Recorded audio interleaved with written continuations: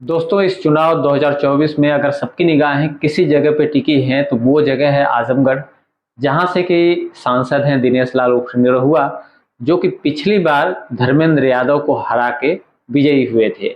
सांसद बने थे पिछली बार हरा के, जो कि अखिलेश जी के चचेरे भाई हैं। उनको टिकट दिया था अखिलेश ने, लेकिन वो हार गए निरहुआ के सामने। लेकिन अब की बार फिर से दोबारा से अखिलेश जी ने धर्मेंद्र यादव को फिर से आजमगढ़ से लड़ाने का फैसला किया है, और जहां पे निरहुआ को फिर से भारतीय जनता पार्टी ने चुनाव मैदान में उतारा है, जहां के कि वो सांसद हैं, वर्तमान के सांसद हैं। अब उनका कहना ये है कि अब की बार भी वो यहीं से चुनाव जीतेंगे, ताकि उन्होंने बहुत काम किया है इस क्षेत्र में, जनता के बीच काफी ज्यादा वो गए हैं, जिसकी वजह से उनको चुनाव में कोई हरा नहीं सकता, वो फिर चुनाव जीतेंगे। वहीं समाजवादी पार्टी की माने या फिर समाजवादी समर्थकों की माने तो उनका ये कहना है कि धर्मेंद्र यादव चुनाव अब की बार जीतेंगे। पिछली बार जो है कि भ्रम में लोगों ने वोट कर दिया निरहुआ को, इसलिए निरहुआ जीत गए। लेकिन अब देखने वाली बात बड़ी दिलचस्प होगी आने वाले टाइम में, कि वाकई में क्या पिछली बार का बदला धर्मेंद्र यादव ले पाते हैं निरहुआ से, या फिर से निरहुआ ये सीट जीत जाते हैं और फिर से यहाँ के नवनिर्वाचित सांसद बन जाते हैं। दूसरी बार अगर ये मौका होगा निरहुआ के लिए कि दूसरी बार यहाँ से जीतेंगे। लेकिन जनता की बात करें तो बहुत इंटरव्यू में, बहुत टीवी न्यूज़ चैनलों पे आप देख रहे होंगे, दोनों तरह की लोगों द्वारा बातें आती होंगी। समय से पहले अभी कुछ कहा नहीं जा सकता, मैं अपनी तरफ से कुछ नहीं कहूँगा, लेकिन एक चीज़ ज़रूर कहूँगा कि अगर अखिलेश जी ने टिकट दिया है धर्मेंद्र यादव को, तो मुझे लगता है कि कुछ न कुछ सोच के दिया होगा टिकट। क्योंकि बहुत लोगों का सवाल ये था कि अगर वहाँ से हार गए थे धर्मेंद्र यादव, तो फिर से उन्हें दोबारा से टिकट क्यों दिया गया। बहुत सारे लोगों ने ये आरोप लगाया, बहुत सारे लोग ये सोच भी रहे हैं कि आखिर धर्मेंद्र यादव को टिकट नहीं देना चाहिए था। तमाम राय सबकी अलग अलग है।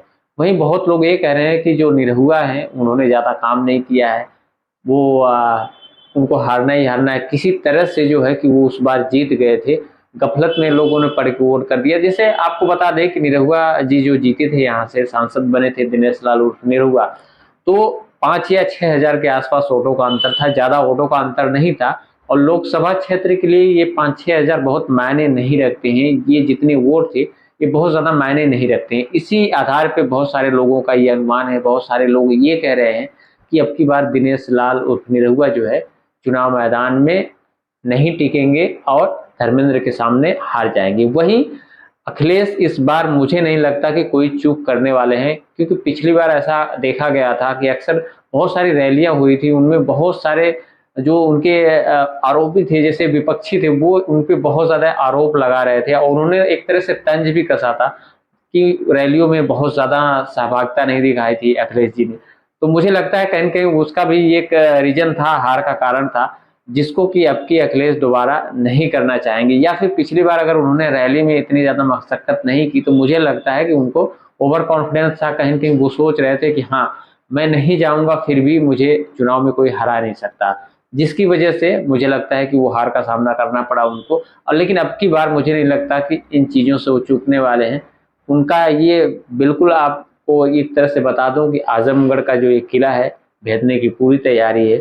लेकिन दिनेश लाल निरहुआ भी अपनी तरह से दावे कर रहे हैं, और भारतीय जनता पार्टी भी दावे कर रही है। वो भी चाहेंगे कि दोबारा से नवनिर्वाचित यहाँ से सांसद बने।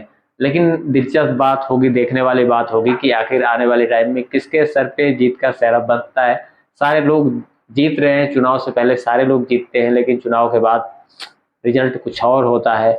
जहाँ पे सारे लोग बड़े बड़े दावे करते हैं, वहाँ पे रिजल्ट कुछ और होता है। मैं पिछले चुनाव की भी बात करूं, जिस टाइम पे अखिलेश यादव जी के सामने दिनेश लाल उर्फ निरहुआ जी लड़े थे, उस टाइम पे दिनेश लाल उर्फ निरहुआ जी ने बहुत सारे इंटरव्यू में कहा था कि उनको हराने वाला कोई पैदा नहीं हुआ है, कोई ये लेख कोई मिटा नहीं सकता, ब्रह्मा का लेख है ये। बहुत सारे ऐसे बड़े बड़े दावे किए थे उन्होंने, जिसपे उनको बड़ा पछतावा भी हुआ था। बहुत सारे चैनलों ने उनका मजाक भी उड़ाया था बाद में हारने के बाद। तो कह सकते हैं ना कि चुनाव से पहले सारे लोग जीतते हैं, चुनाव के बाद असलियत सामने आती है, कौन जीत रहा है कौन नहीं जीत रहा है। फिलहाल आने वाला वक्त तय करेगा कौन जीत रहा है कौन नहीं जीत रहा है।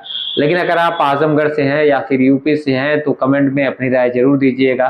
कहीं भी देश के कोने से हैं आप, अगर आपको आजमगढ़ के इलेक्शन में थोड़े सा भी इंटरेस्ट है तो कमेंट में बताइएगा कि कौन यहाँ से जीतने वाला है आपके हिसाब से। मिलते हैं नेक्स्ट वीडियो में। जय हिंद, वंदे मातरम।